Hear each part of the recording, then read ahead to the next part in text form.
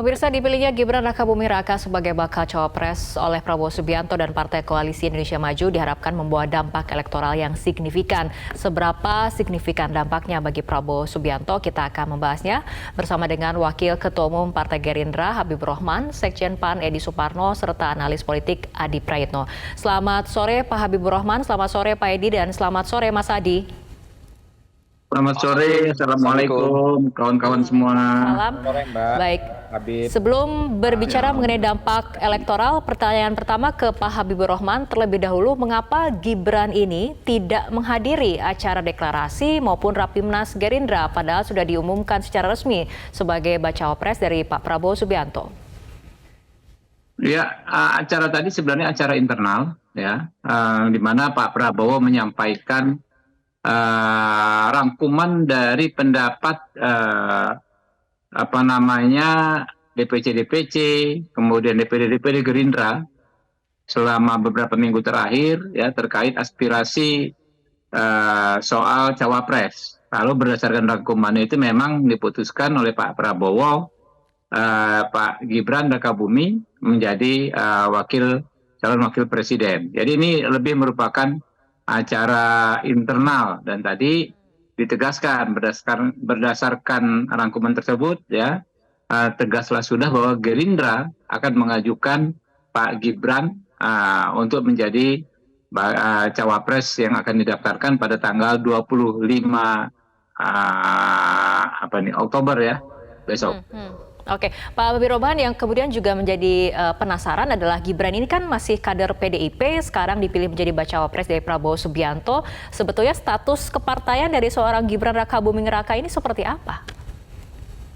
Ya, kita jelas di undang-undang bahwa untuk pencalonan itu yang terpenting adalah seseorang dicalonkan oleh partai politik atau gabungan partai politik. Apapun latar belakang orang tersebut, yang penting memenuhi kriteria, ya.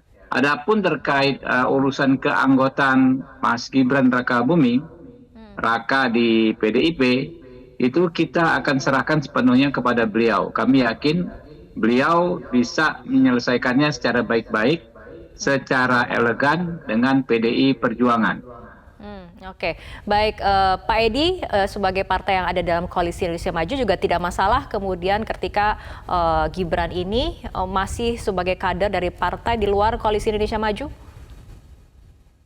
Oh tidak, kami sudah sepakat dari awal ketika melakukan kajian terhadap bakal calon wapres yang kiranya akan mendampingi Pak Prabowo, tentang latar belakang, rekam jejak, dan lain-lain. Segala sesuatu itu sudah kami dalami, sudah kami pelajari.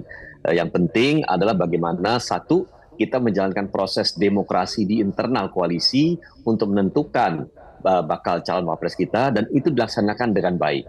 Pak Prabowo sebagai seorang tokoh yang demokratis memberikan ruang kepada semua ketua umum untuk menetapkan pilihannya, dan kemudian diputus oleh Pak Prabowo setelah kita mendapatkan sebuah konsensus. Alhamdulillah, konsensus mufakat yang bulat.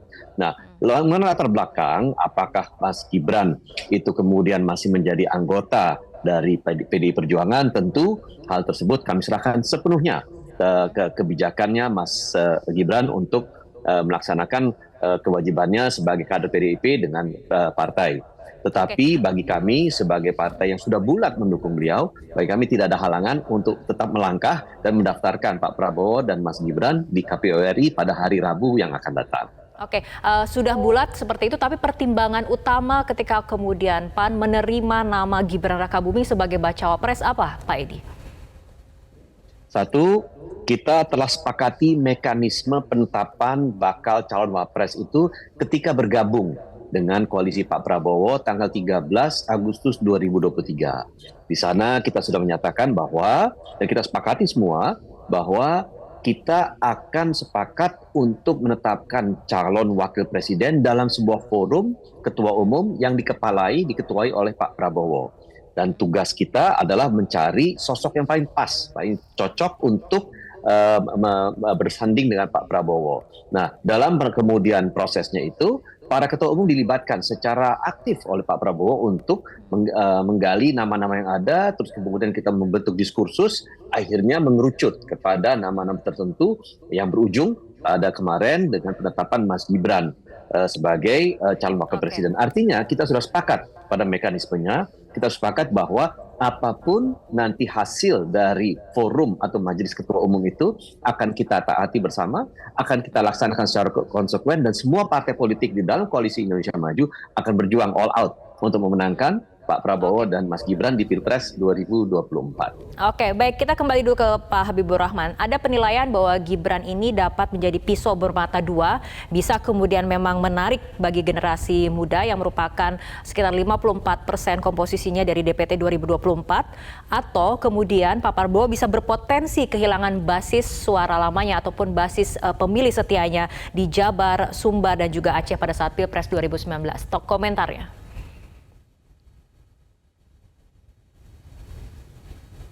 Pak Habibur Rahman.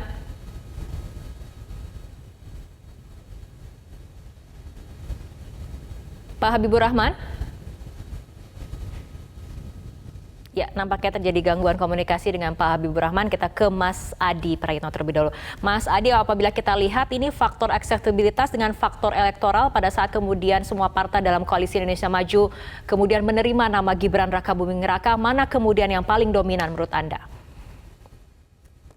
Ya, kalau saya selalu mengatakan bahwa satu-satunya yang bisa menjelaskan kenapa Gibran relatif diterima di Koalisi Indonesia Maju sebagai pendamping Prabowo tentu tidak terlepas dari posisinya sebagai anak presiden, sebagai anak Jokowi. Sepertinya ada keyakinan, ada asumsi bahwa satu-satunya cara untuk memenangkan pertarungan di 2024 adalah dengan cara mendapatkan pengaruh dan dukungan secara terbuka yang dilakukan oleh Jokowi tentu saja kepada Pak Prabowo. Kuncinya tentu dengan menjadikan Gibran sebagai wakilnya.